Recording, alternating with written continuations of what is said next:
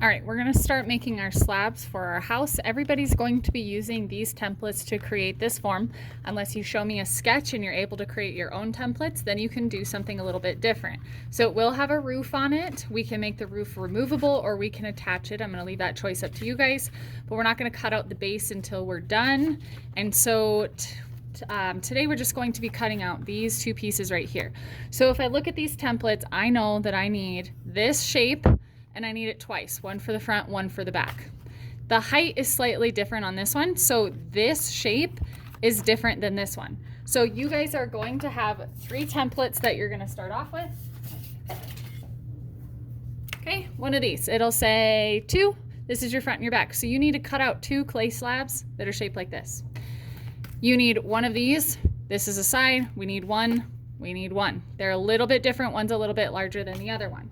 So when you guys get your clay, you're gonna get it out of the bag and it looks kind of like this. We need to wedge it so we get the air bubbles out of it.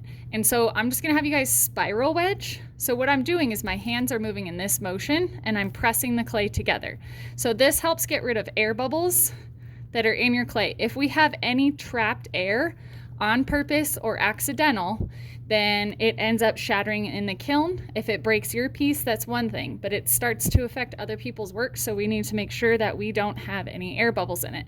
Any clay that's hollow also has to have a vent hole, so we keep that in mind as we are sculpting. Okay, so once I have the piece, you're not gonna hear the air bubbles pop, but once I've done this about 10, 11, 12 times, I'm ready to flatten it out.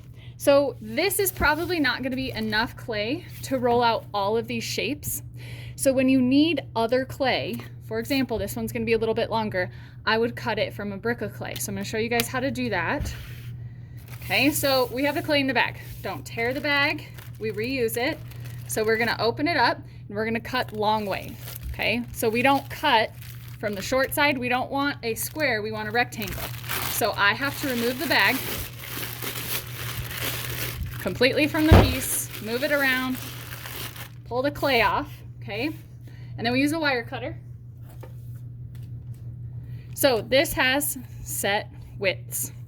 So there's marks on the side. So we're gonna go a little bit past the second mark, okay? And it works kind of like a cheese cutter if you guys have had a cheese cutter. In theory, you're supposed to be able to hold onto this handle and pull back. I don't like to do that. I don't feel like I have as much control. This purple bar has to be in contact with the clay the entire time, because if I don't, this is what kids tend to do. They'll pull it up, see how it makes a thinner slab? So this purple bar has to be touching the top part of the clay the entire time. So I lay it flat, so I'm cutting the rectangle, not the square. Check my width. I'm just going to hang on to the sides, make sure the purple bar has contact, and I'm gonna pull back. You can see the clay is kind of moving. So if you need a partner to help you out with this, you can. Then I should be able to just lift this up. Now I have a slab. I still have to roll this out, but I have a larger piece of clay to work with. This bag is processed by the manufacturer. It does not have air bubbles in it. It's already been vacuumed out, so we don't have to wedge this clay. So I'm gonna push this to the side. If you guys are periods 1 through 3, you're working in Miss Coin's room, we don't have a slab roller in here. So what you're going to do is use your clay from your bag to get these smaller rectangles rolled out. So I don't want to just start with a rolling pin. I'm going to flatten this out a little bit after it's wedged. That way I have less work to do. And notice I'm not making any noises. I'm not slamming it on the table. Okay, if the clay starts to separate like this, I'm just going to push it back together.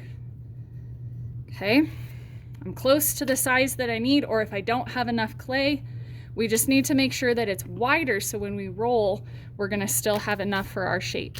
You guys are going to use wooden dowels on either side, okay, to make sure that you get the width correct, and it'll make it flat so we're not just guessing. And then you guys are going to use a rolling pin. We're going to start from the middle and roll up, and start from the middle and roll down. So I start from the middle, and I'm not slamming it down. There's no noise, and I'm just going to roll up. So those dowels are not going to let me go any farther down. It's going to make a nice even roll. So I know I have a ton of clay right now. My newspaper's starting to wrinkle, so I'm going to lift it up, move it over so it doesn't tear my newspaper.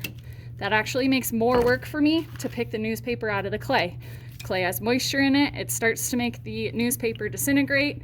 Now right now I'm going to check, do I have enough width? I do, but I need to flatten it out completely. So I'm going to keep moving it around my newspaper and keep flattening it out. I might get 2 slabs out of this. I might not. I keep picking it up. So at no point does my newspaper stick to this.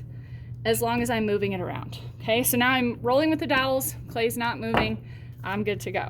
So we're going to lay this on top. I don't think I can get both of these out of here, so I'll have to re-wedge that other piece. So I'm just gonna take my clay knife, and if you guys have clay on your tools, I know I don't want clay. If I cut with crusty clay, it's going to end up messing up my piece, so I'm just gonna wash it before I use it really quick. And these templates are made with mat board, and so I wanna hold my knife straight up and down so I don't get a jagged cut. If I hold it at an angle, I get an angled cut. We don't want that yet. We want it straight up and down, okay? So straight up and down. I'm gonna hold my template down, put my knife flush with it, keep my knife straight up and down.